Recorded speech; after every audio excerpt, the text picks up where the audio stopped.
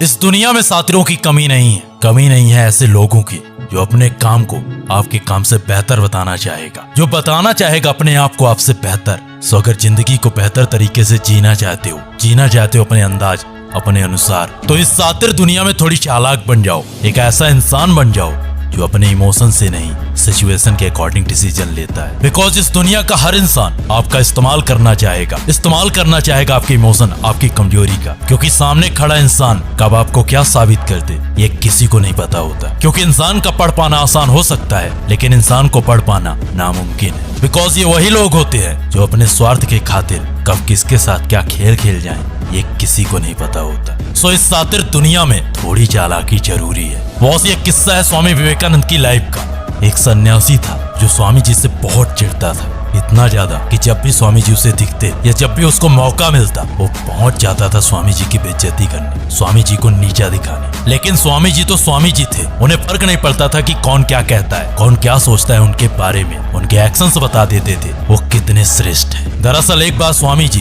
एक नदी के किनारे नाव का इंतजार कर रहे थे। ऐसी सिचुएशन देखकर वो इंसान उनके पास पहुंच गया और स्वामी जी के पास खड़े होकर कुछ मंत्र पढ़े और उन्हीं मंत्रों के सहारे वो इंसान पानी में चलकर नदी के उस पार पहुंच जाता है और उस पार से वापस आकर स्वामी जी से कहता है कि विवेकानंद, आप हमारे बराबर ना तो होशियार हो और ना ही आपके पास हमारे बराबर विद्या है, ना ही आप हमारे बराबर श्रेष्ठ हो। फिर भी ना जाने लोग आपको क्यों पूछते हैं, आपको क्यों इतना सम्मान देते हैं, जबकि आपके पास कोई ऐसी पावर भी नहीं है जिससे आप ये सिद्ध कर सको कि आप हमसे बेहतर हो। कुछ देर मौन रहने के बाद स्वामी जी ने मुस्कुराकर रिएक्ट किया कि मैं आपके इन सारे सवालों का जवाब नदी के उस पार दूंगा। इतने में नाव आ गई और दोनों लोग नाव पर सवार हो जाते हैं। नदी के उस पार पहुंचते ही उस साधु ने स्वामी जी से वही सवाल किया। तब स्वामी जी ने उस साधु से एक प्रश्न किया कि आपने कितने साल लगा दिए इस विद्या को सीखने में। जिस पर उस साधु का जवाब था, मैंने अपनी जिंदगी के 30 साल लगा दिए हैं उस विद्या को सीखने में, कोई रातों रात कमाई गई संपत्ति नहीं है। एंड इसके बाद स्वामी जी ने जो कहा उससे वो इंसान हिल गया, हिल गई उसकी बुद्धि।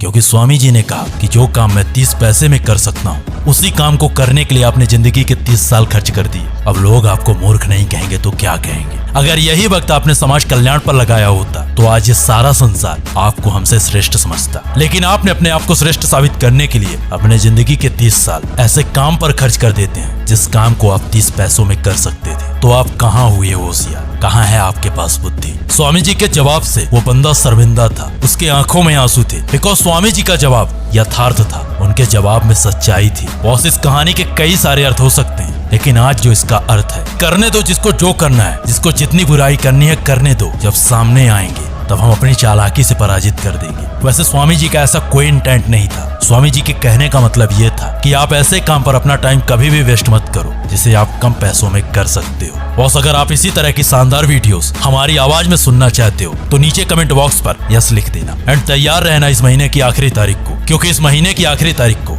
इस चैनल पर समथिंग न्यू, समथिंग एडवांस आने वाला है। Wish you all the very best. मैं मिलूंगा आपसे नेक्स्ट वीडियो में। एंड अगर आपको मुझसे कुछ पूछना हो या जानना है तो मिल जाऊंगा इंस्टाग्राम पर।